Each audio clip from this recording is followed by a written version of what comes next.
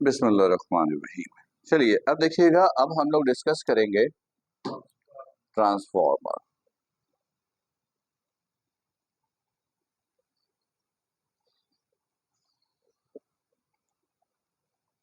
Transformer कहते किसको हैं? वोल्टेज का वर्ड क्लियर है। वोल्टेज को हम पोटेंशियल डिफरेंस भी बोलते हैं, ईएमएफ भी बोलते हैं। ठीक है, वोल्टेज का वर्ड क्लियर है। वोल्टेज का वर्ड क्लियर है। वोल्टेज की एक क्वांटिटी को दूसरी क्वांटिटी में ट्रांसफर करने वाला, कन्वर्ट करने वाला डिवाइस क्या कहलाता है? ट्रांसफॉर्मर। अब एग्जांपल देता हूं, वोल्टेज क्वांटिटी को one level to another level, one level to another level में कन्वर्ट करने वाला डिवाइस, कन्वर्टर जो है वो कहलाता है ट्रांसफॉर्मर।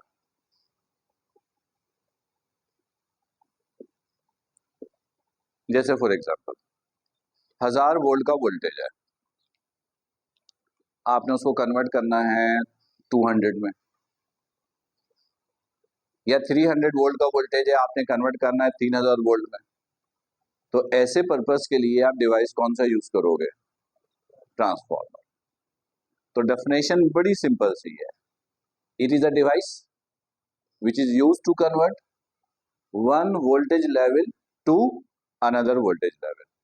वोल्टेज की एक लेवल को दूसरी लेवल में कन्वर्ट करने वाला डिवाइस क्या कहलाता है? ट्रांसफॉर्मर कहलाता है। ये समझ में आ गया? लेकिन अब इसका कॉन्सेप्ट क्लियर कर दूं। अगर बातों का स्टूडेंट के जहन पे आता है कि वोल्टेज कम करना या ज्यादा करना इतना आसान काम है, तो इतना मुश्किल काम हम क्यों करते हैं? एक ट्रांसफॉर्मर खरीदे,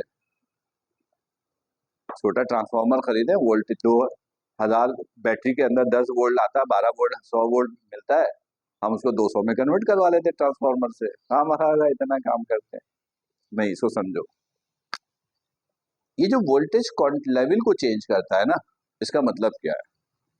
पहले मैं एक एग्जांपल देता हूँ, एग्जांपल से समझ में आ जाएगा। आपके पास 1,00,000 रुपए है, ठीक है, और मैंने कहा यहां से लेकर सदर लेके जाओ। लेकिन प्रॉब्लम पता क्या है? वो 1,00,000 रुपए जो आपके पास है वो सब 10-10 रुपए की करेंसी नोट में है, सब 10-10 रुपए की करेंसी नोट में, और 1,00,000 रुपए है। मैंने कहा यहां से सदर लेके जाओ। तो अगर पता है कि नए नोट भी होंगे ना, नए नोट का भी पैकेट होगा, तो कितने पैकेट होंगे? 100। कितने पैकेट होंगे? पूरा एक बोरा बन जाएगा। मैंने कहा लेके जाओ। तो आप थोड़ी देर सोचोगे ना, यार इसको कैसे लेके जाए। अच्छा चलो, यहां से तो मैं मेहनत करके रख लूं, बाइक पे रख लूं, गाड़ी कुछ करके, लेकिन रास्ते में सबको नजर भी आएगा और वो भी पैसा लेके जा रहा हूँ, बड़ा मुश्किल हो जाएगा ना कैरी करना। आपने इसका एक सोल्यूशन ढूंढा। आपने कहा यार ये कहीं आसपास बैंक है, काम करो बैंक में डालो और उसको बोलो मुझे 5-5 हजार के 20 नोट दे दे इसके बदले। तो बैंक का तो काम ही यही है। आपने एक्सचेंज करा लिया, अब सिर्फ 20 नोट है, इतने से कहीं पर भी जेब में रखा, चले गए। क्वांटिटी बदल गई, पहले क्वांटिटी इतनी थी, अब इतनी सी है, लेकिन वर्थ सेम है। वर्थ, पावर सेम है दोनों की, इसकी पावर और इसकी पावर बराबर है ना।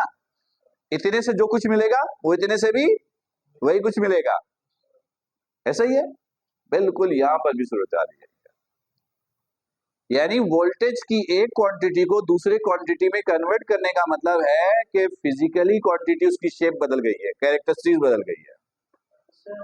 नेचर में कोई तब्दीली नहीं होती है, पावर में कोई तब्दीली नहीं होती है। फिर मुश्किल तो नहीं है, लेकिन फायदा नहीं हुआ ना।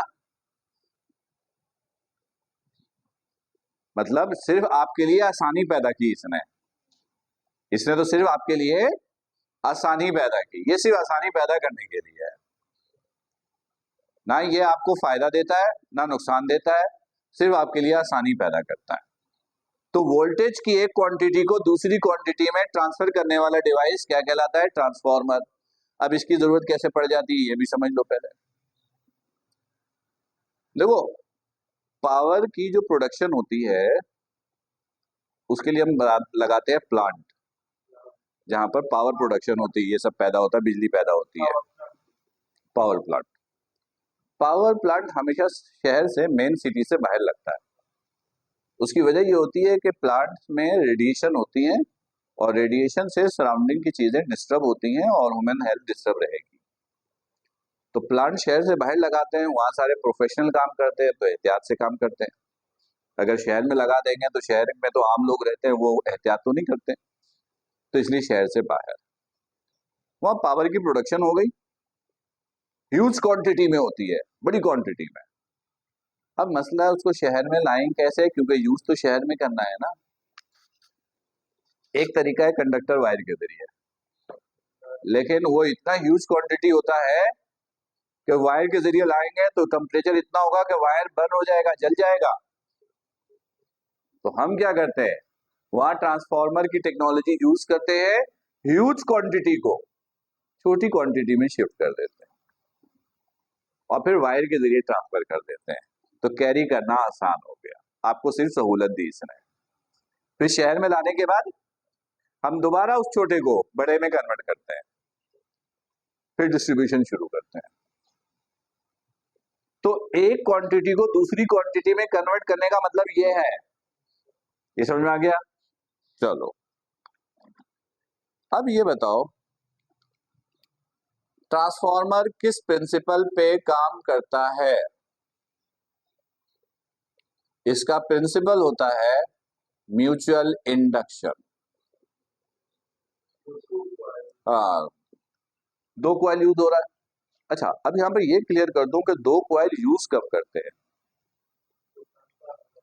ट्रांसफार्मर में तो दो कॉइल होता है, नो डाउट, लेकिन कहीं और यूज करना हो तो कैसे पता चलेगा दो कॉइल यूज करना है? हर वो फिनोमेना जिसमें इनपुट और आउटपुट का कॉन्सेप्ट हो। इनपुट और, अच्छा, जब इनपुट और आउटपुट होता है ना तो उनकी नेचर सेम हो, उनकी नेचर, तो इसका मतलब है दो कॉइल यूज करना है। जैसे वोल्टेज एक दिया, दूसरा वोल्टेज चाहिए, ये इनपुट ये आउटपुट, पर नेचर तो दोनों की सेम है ना, है तो दोनों वोल्टेज। लेकिन जैसे जनरेटर है, जनरेटर को दिया आपने फ्यूल, वो करता है मैकेनिकल वर्क और मैकेनिकल वर्क से देता है इलेक्ट्रिकल एनर्जी। इनपुट आउटपुट तो है लेकिन नेचर सेम नहीं है। नेचर सेम नहीं है तो इसका मतलब एक ही कॉइल पे काम कर रहा है। जहां नेचर सेम होगा वहां पर दो कॉइल। तो म्यूचुअल इंडक्शन में हमेशा दो कॉइल यूज होगा, पैरेलल यूज होगा, पैरेलल यूज होगा। एग्री?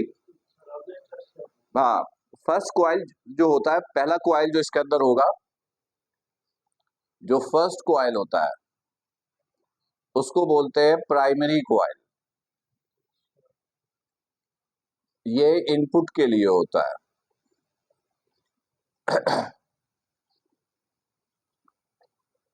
जो दूसरा कॉइल होता है, सेकंड कॉइल, उसको बोलते हैं सेकेंडरी कॉइल। सेकेंडरी कॉइल ये आउटपुट के लिए होता है। ठीक, यानी एक को इनपुट देंगे, प्रोसेस होगा, दूसरे से आउटपुट मिलेगा। सही है? याद रखिएगा, ट्रांसफार्मर में लेमिनेटेड कोर इस्तेमाल करते हैं। लेमिनेटेड कोर का मतलब ऐसे होता, तो इस शेप में है, ये देखिए ऐसे।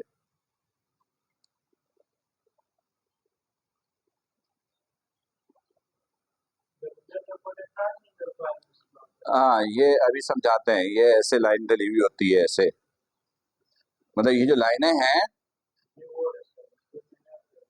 हाँ, जैसे ये देखो, ये दरमियान से खाली है ना, अभी से देखिएगा, ये कॉपी है, ये कॉपी है, ठीक है, लेकिन ये तो भरा हुआ दरमियान से। फर्स्ट को यहां से ये खाली है, खाली है, तो ऐसा बन जाएगा। तो इसके अंदर देखो ये बहुत सारे पेजेस है, एक लेयर, दो लेयर, तीन लेयर। तो जब बहुत सारी लेयर मिलकर एक ऑब्जेक्ट बनाती है ना, उसको कहते हैं लेमिनेटेड। यानी इसके अंदर बहुत सारी शीट्स एक दूसरे के ऊपर ओवरलैप हुई हुई होती हैं और होकर ये इस तरीके से बनाती हैं, राइट। अब सवाल पैदा होता है इसका फायदा। लेमिनेटेड कोर यूज करने का एडवांटेज, दो एडवांटेज। नंबर एक, इंस्ट्रूमेंट का साइज छोटा हो जाता है। इंस्ट्रूमेंट का साइज छोटा, यानी इंस्ट्रूमेंट का साइज छोटा करने के लिए हम लोग लेमिनेटेड कोर यूज करते हैं, नंबर एक। नंबर दो, जो मेन रीजन है, जब किसी मजदूर से काम लेते हो तो उसको मजदूरी दोगे, तो कम मजदूर बुलाया है तो मजदूरी भी कम जाएगी। तो जब लेमिनेटेड कोर यूज करते हैं तो लॉसेस बहुत कम हो जाती हैं। लॉसेस किसको बोलते हैं? वो जो लेबर आपने दिए, मजदूरी दी, ये जो लेमिनेटेड कोर है इसकी मदद से आप पूरा प्रोसेस करवाओगे, ये यूज होती है बाकायदा, इसी के अंदर फ्लक्स क्रिएट होगा, ठीक है। तो लेमिनेटेड कोर साइज छोटा तो लॉसेस भी कम हो जाती हैं। तो लॉसेस को कम करने के लिए हम लोग लेमिनेटेड कोर का इस्तेमाल करते हैं। अब ये बताओ, ट्रांसफार्मर में कौन सा लॉ यूज होता है? किस लॉ पे यह वर्क करता है? Faraday's law. जी, ये फैराडेज लॉ पे वर्क करता है। जी हाँ, ठीक। अब सुनना गौर से, इस टॉपिक से न्यूमेरिकल टाइप के एमसीक्यूज बनने के बड़े चांसेस हैं। थ्योरेटिकली बन सकता है, न्यूमेरिकल टाइप के भी एमसीक्यूज बन सकते हैं इससे। ये वाइड टॉपिक है जिससे न्यूमेरिकल टाइप के एमसीक्यूज बन सकते हैं। वो सुनो, और उसके लिए एक आसान सी टेक्निक दे रहा हूं। इसमें दो क्वाइल है, ये पता है। फर्स्ट करो, एक क्वाइल ये है, एक क्वाइल ये है। एक को बोलोगे प्राइमरी, दूसरे को बोलोगे, चलो ये प्राइमरी है। फिगर में पता कैसे चलता है ये प्राइमरी है? जिसके साथ बैटरी लगा दोगे, जिसके साथ बैटरी लगी हुई है वो प्राइमरी है।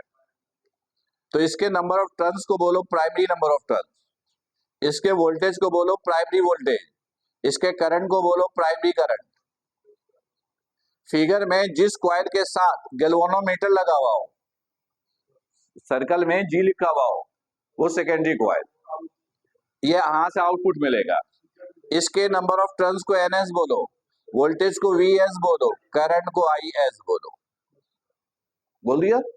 अब और सुनना, मैं एक फॉर्मूला दे रहा हूं, न्यूमेरिकल टाइप का एमसीक्यू आएगा तो 100% उसी फॉर्मूले का इस्तेमाल करना है। और वो फॉर्मूला देखो क्या है,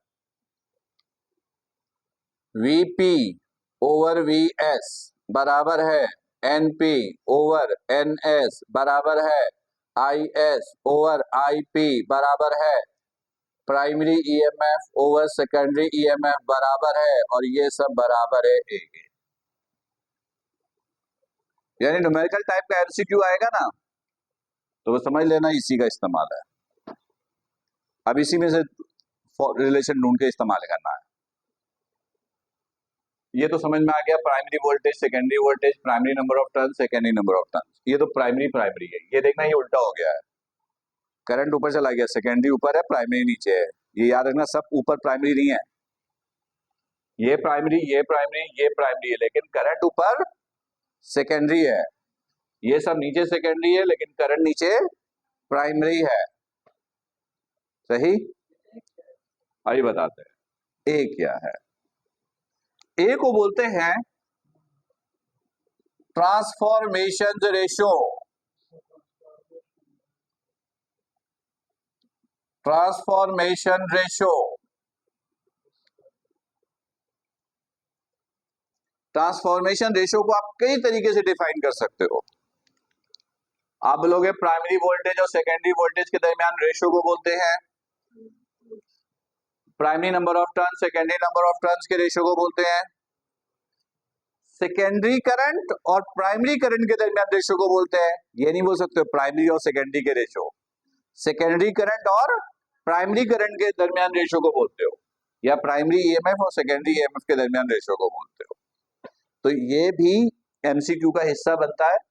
हम प्राइमरी वोल्टेज सेकेंडरी वोल्टेज दे देंगे, पूछेंगे ट्रांसफॉर्मेशन रेशो बता दो।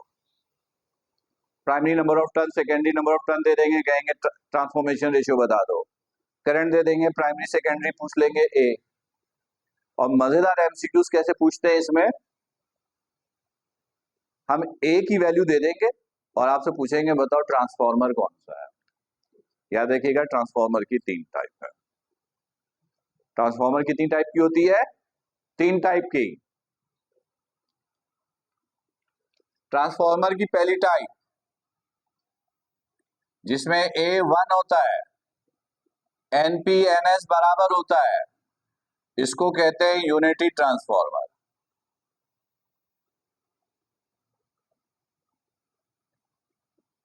देखो ना, एनपीएनएस बराबर होगा तो कैंसिल हो जाएगा, तो ए किसके बराबर आ जाएगा?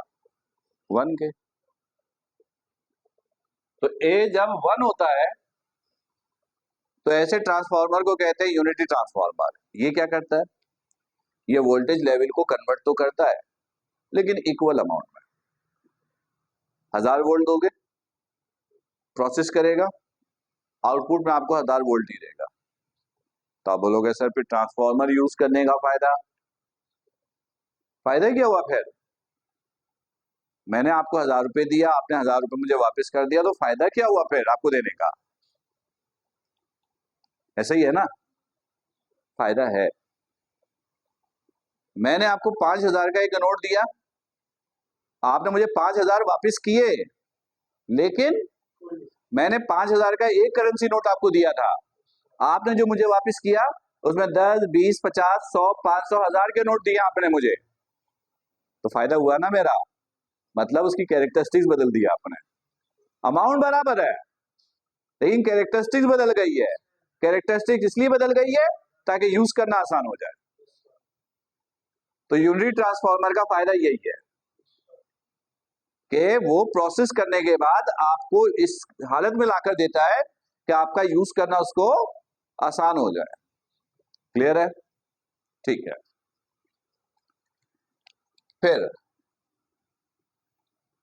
ए ग्रेटर देन 1, ये तब होगा जब एनपी ग्रेटर होगा एनएस से। गौर करना, ये बड़ी वैल्यू है, ये छोटी वैल्यू है। बड़ी वैल्यू को छोटी वैल्यू से डिवाइड करोगे, रिजल्ट 1 से ज्यादा आएगा। ऐसे ट्रांसफॉर्मर को कहते हैं step down transformer. Step down transformer ये डाउन कर देता है, ऐसे याद रखिएगा। हाई वोल्टेज को लो वोल्टेज लेवल में कन्वर्ट करेगा, यानी बड़ी अमाउंट को छोटी अमाउंट में कन्वर्ट करेगा। पावर तो बराबर होगा, लेवल चेंज हो जाएगा। और तीसरा ए लेस देन 1, ये तब होगा जब एनपी छोटा होगा, एनएस बड़ा होगा। इसको कहते हैं स्टेप अप ट्रांसफॉर्मर। ये अप कर देता है, यानी इंक्रीज कर देता है। 1000 को 2000 में कन्वर्ट कर देता है। अच्छा, एग्जाम में ना, यानी एमसीक्यू में कभी कभार जहन से निकल जाता है यार, ये स्टेप डाउन स्टेप अप में ना कंफ्यूजन हो जाती है, तो ऐसे याद रखना।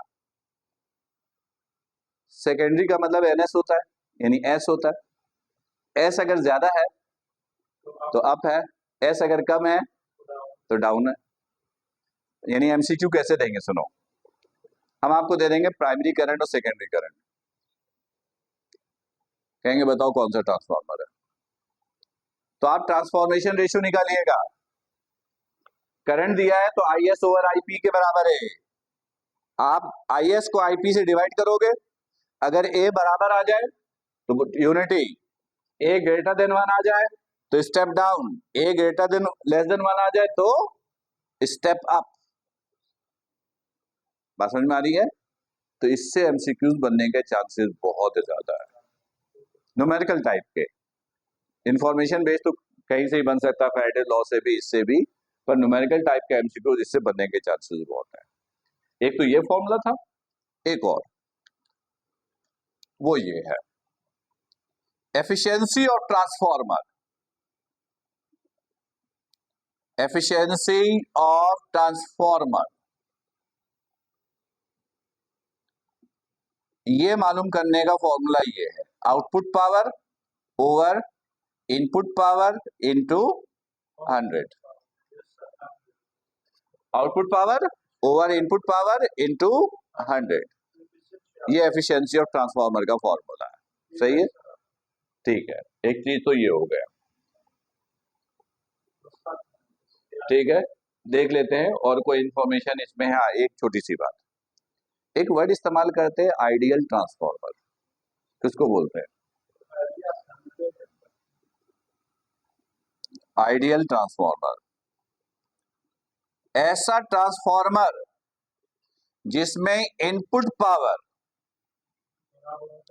बराबर होता है आउटपुट पावर के,